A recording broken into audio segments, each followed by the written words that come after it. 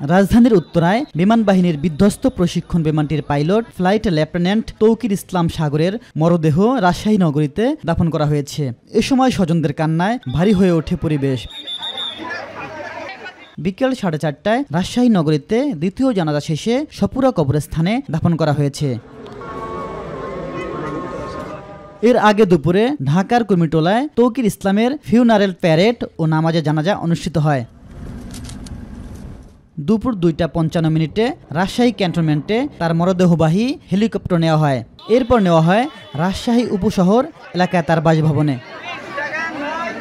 সোমবার রাত থেকেই তার গ্রামের বাড়িতে আত্মীয় স্বজনরা ভিড় করতে থাকে। মরদেহ নেয়ার পর কান্নায় ভারী হয়ে ওঠে পুরো এলাকা।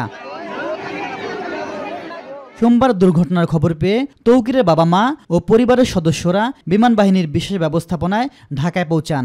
সেখানে সন্ধ্যার পর নিশ্চিত হন তৌকিরের মৃত্যুর সংবাদ। তখন থেকেই শুরু হয় কান্না আর শোক। ইলিয়াস মাতবর, মাই টিভি, ঢাকা।